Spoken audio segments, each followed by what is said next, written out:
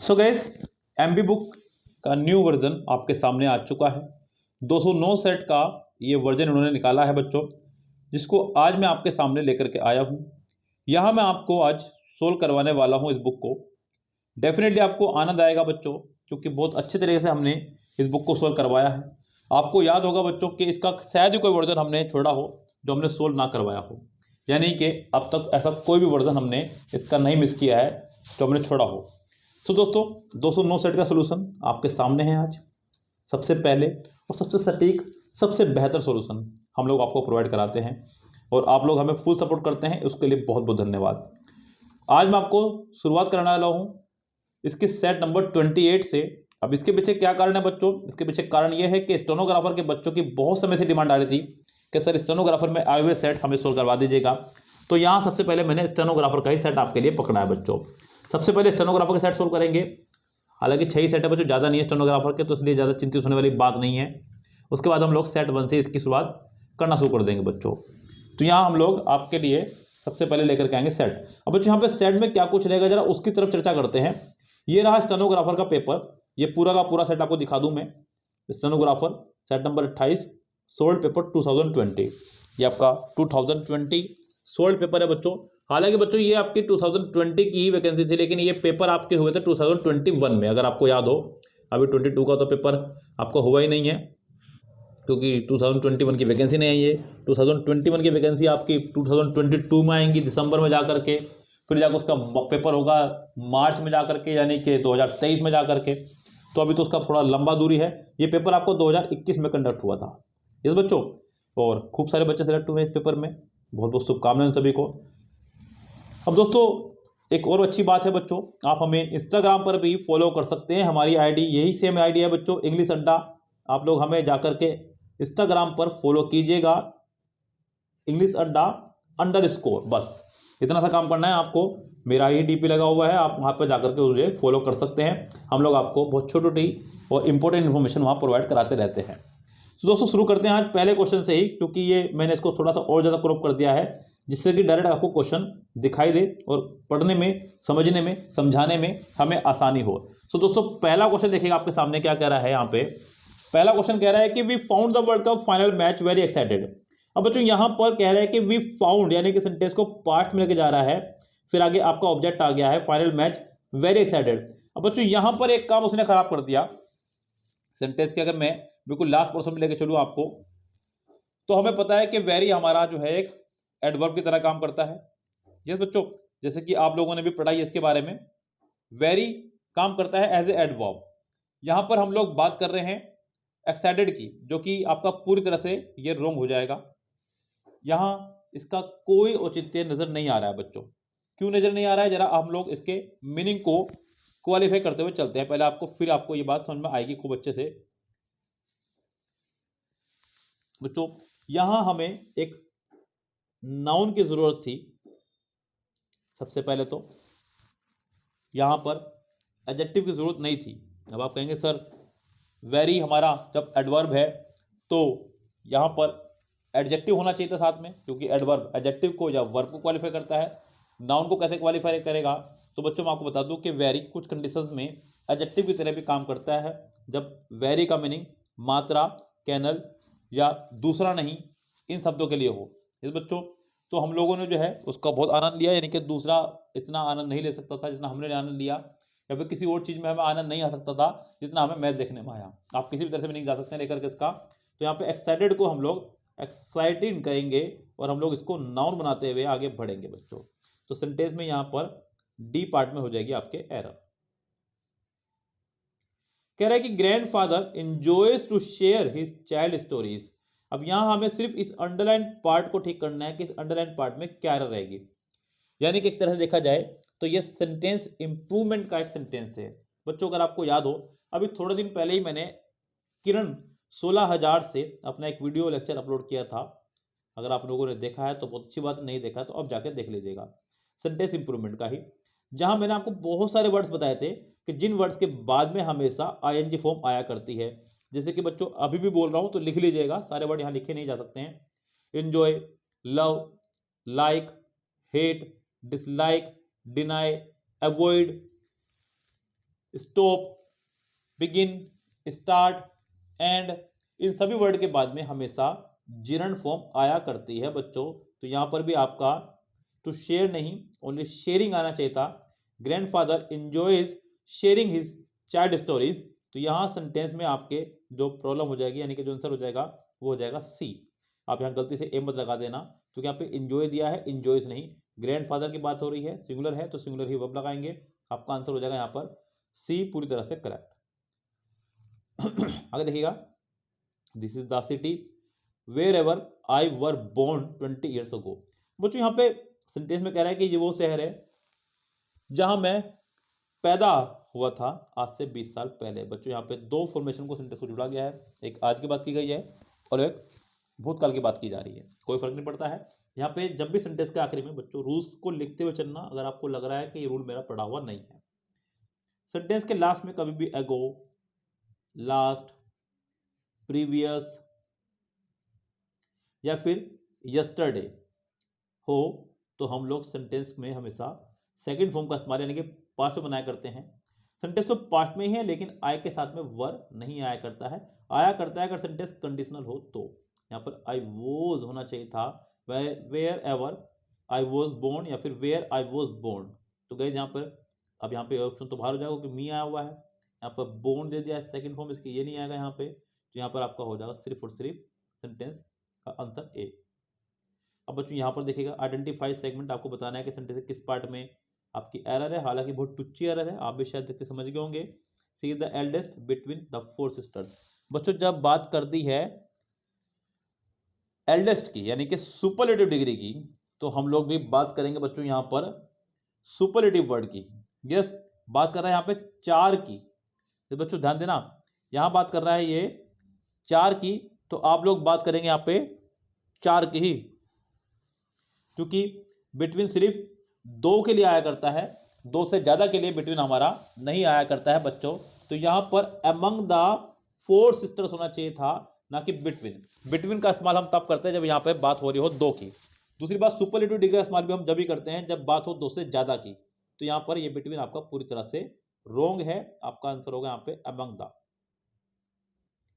अब यहां बच्चों आ गया आपका पी क्यू आर एस, यानी कि पैरा जंबल सेंटेंस आपका आ चुका है, यानी कि आपको इसे सीक्वेंस इन ऑर्डर लगाना है। अब बच्चों जरा सेंटेंस देखिए क्या कह रहा है कि सबसे पहले हमें यहाँ पे पहला सेंटेंस ढूंढना है, यानी कि पहला सेंटेंस भी हमें नहीं दिया गया। बच्चों जब पहला सेंटेंस हमें ढूंढना ही है तो आप सबसे पहले ढूंढने की कोशिश करेंगे कि आपको नाउन मिल जाए कहीं पे भी। अगर आपको नाउन नहीं मिलता तो आप प्रोनाउन ढूंढने की कोशिश कीजिएगा। As the night advanced, Swami fears dependent. The most hunting was how his friend Mani had seen the devil in the banyan tree. He began to think of all the ghost stories he had heard in his life. Mani's face had gone white as a ghost before he had fainted. बच्चों यहाँ पर sentence में मुझे noun भी दिखाई दे रहा है और प्रोनाउन भी। अब यहाँ पर सेंटेंस को अगर मैं डी से शुरू करूँ तो डी किसी ऑप्शन में है ही नहीं। अब यहाँ पर ऑप्शन हमारा शुरू हो रहा है सारे ए से, तो आप ए से ही सेंटेंस को शुरू करेंगे। तो बच्चों देखिए, इसे बोलते हैं कि बच्चों हिट एंड ट्रायल मेथड। जब ऑप्शन आपके सामने ए से ये सारा, तो आपको ए से ही सेंटेंस को शुरू करना होगा। उसके बाद आप सेंटेंस में कोई नाउन या प्रोनाउन ढूंढते हुए चलेंगे। As the night advance Swami fear dependent deepen, यानी कि वो अंदर से डरने लगे। He began to think of all the ghost stories he had heard in his life. सारी कहानियों के बारे में सोचने लगे, भूतों की, जो भी उन्होंने अपनी लाइफ में सुनी थी बच्चों। तो यहाँ पे आपका आंसर हो जाएगा, यानी कि सी से शुरुआत, ए के बाद सी होना चाहिए था, तो आपका आंसर हो जाना चाहिए यहाँ पर बी, पूरी तरह से करेक्ट।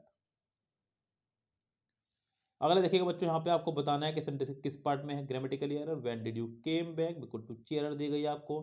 डू, डज और डिड, इनके साथ में हमेशा वर्ब की फर्स्ट फॉर्म का इस्तेमाल किया जाता है, सेकंड फॉर्म का इस्तेमाल नहीं किया जाता है बच्चों।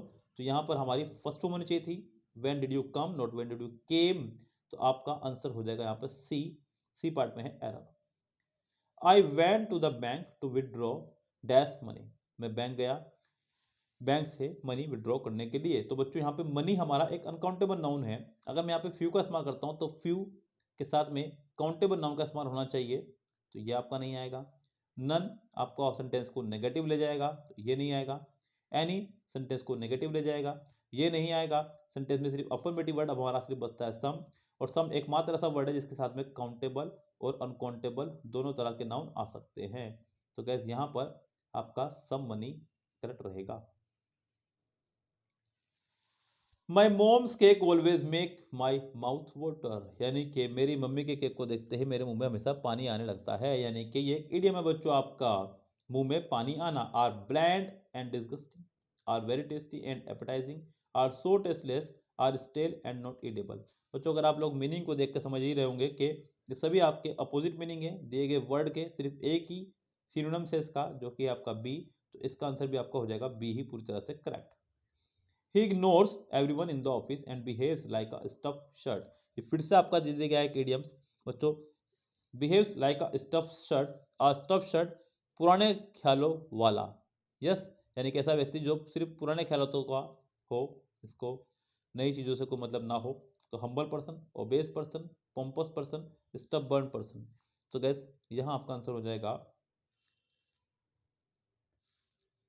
पोम्पस पर्सन, क्योंकि स्टफ शर्ट एक पुराने ख्यालों का दिखावा करने वाला।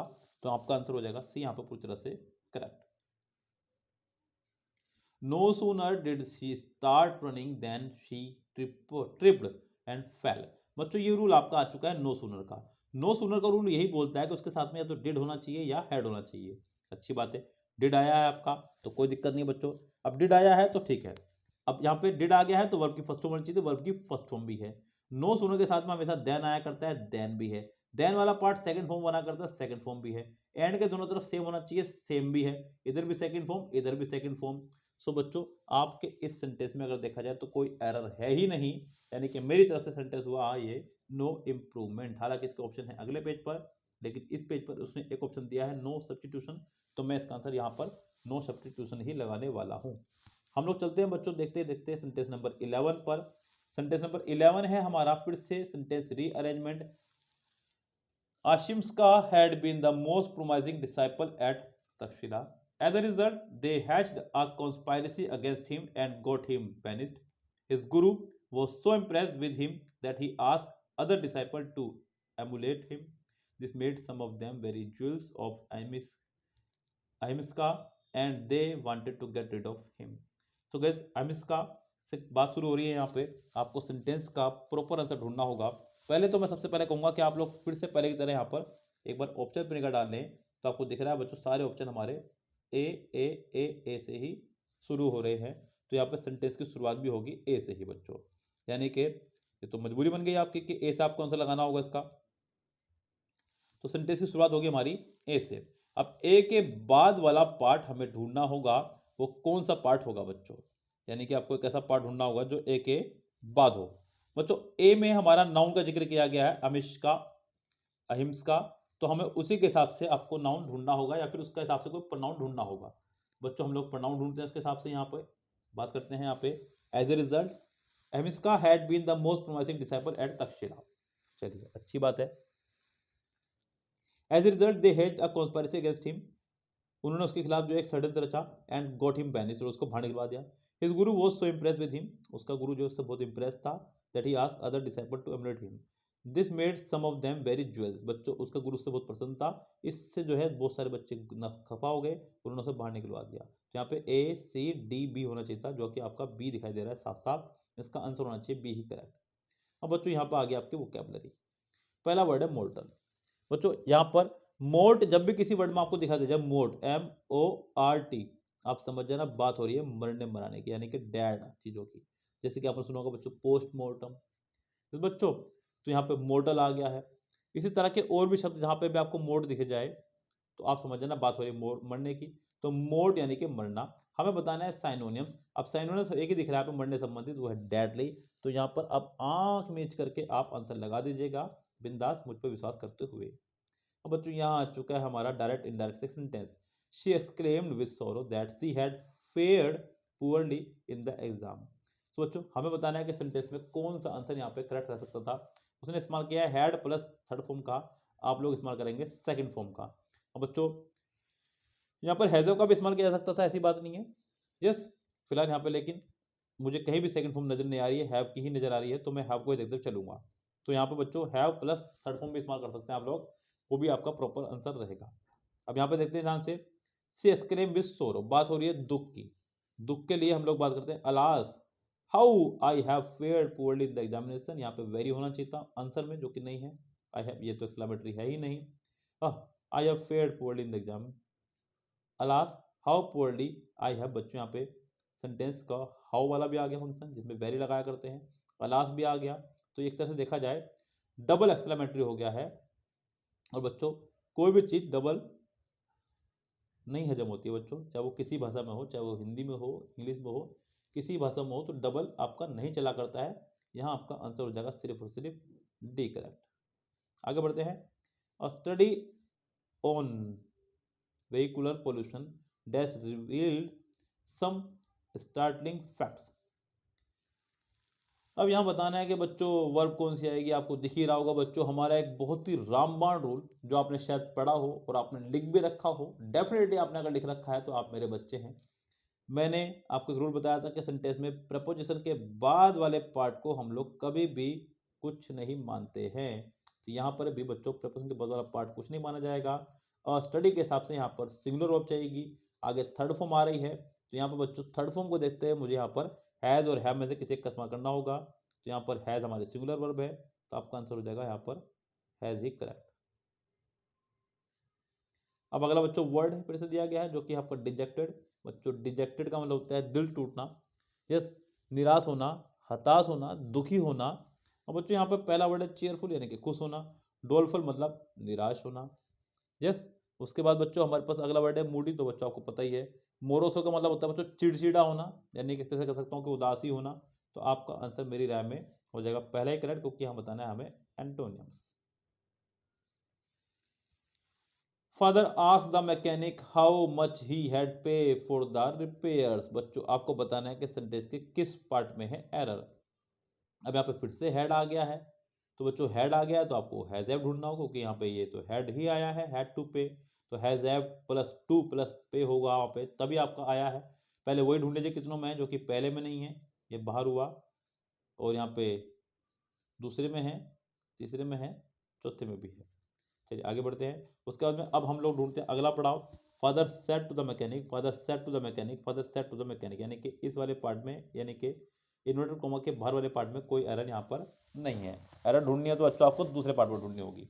अब बच्चों यहाँ पे ध्यान दीजिएगा, father asked the mechanic how much sentence हमारा जुड़ेगा, उसके तुरंत बाद हमें चाहिए subject, yes, how much I को ही उसने ही बनाया होगा, how much have I to pay, यानी कि सेंटेंस का आंसर आपका हो जाएगा सेकंड ही करेक्ट, क्योंकि यहाँ पर उसने ही लगाया है, जबकि सेंटेंस में आई रहा होगा तब ही हुआ होगा।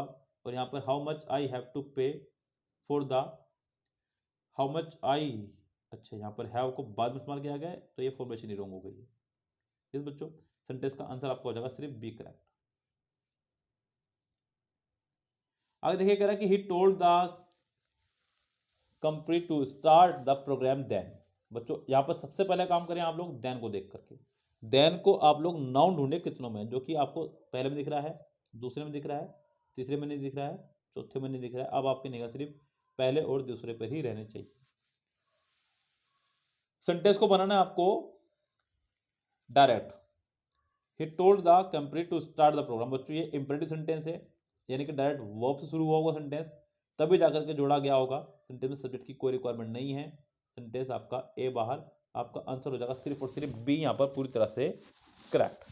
बच्चों आगे चलते हैं, आपको बताना है कि यहाँ पे correct fill in the blanks क्या रहेगा।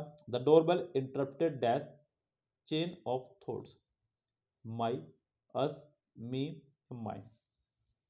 द डोरबेल इंटरप्टेड, बच्चों यहाँ अगर आगे ये नाउन ना होता तो मैं मी लगा के खत्म कर देता, लेकिन यहाँ पे नाउन होने की वजह से मुझे एक एडजेक्टिव लगाना होगा, जो कि है आपका माई। तो बच्चों नाउन होने की वजह से हमें यहाँ पे एक एडजेक्टिव लगाना है, एडजेक्टिव हमारा है माई, तो सेंटेंस का आंसर भी होगा माई ही पूरी तरह से correct. As the bonsai dash it is trimmed from time to time to stop it from growing too big, as the bonsai dash. अब बच्चों यहाँ पर हमें लगानी है एक वर्ब। अब बच्चों बड़ी सोच समझ के फैसला लेना, क्योंकि ये एक सिंगुलर सब्जेक्ट है, प्लूरल सब्जेक्ट नहीं है, यहाँ बच्चा कंफ्यूज हो सकता है। सिंगुलर सब्जेक्ट को देखते हुए सिंगुलर वर्ब लगानी होगी, ये आपकी सेकंड फॉर्म है। ये आपकी पास्ट में चला जाएगा, फ्यूचर में चला जाएगा, सेंटेंस प्रेजेंट में चल रहा है, सेंटेंस को प्रेजेंट में चलाइए तो आपका ग्रोज यानी कि पहला ही ऑप्शन हो जाएगा पूरी तरह से करेक्ट। आगे देखिएगा बच्चों, यहाँ पे सेंटेंस नंबर नेक्स्ट में आपको बताना है कि इसका करेक्ट पैसिव क्या रहेगा। Give him clear instruction on how to reach your house. अब यहाँ पे सेंटेंस को बनाना है आपको पैसिव, यानी कि उसको क्लियर इंस्ट्रक्शन दीजिए कि किस तरह से आपके घर पर पहुंचना है। Sentence number 20, give him he should be giving clear instruction on how. बच्चों सेंटेंस में थर्ड फॉर्म कहीं भी आई ही नहीं है, तो पैसिव ही क्या बच्चों, वो पैसिव ही क्या जिसमें थर्ड फॉर्म ना हो, वो पैसिव ही क्या जिसमें बी की फैमिली प्लस थर्ड फॉर्म ना हो, ये कहूंगा मैं बच्चों।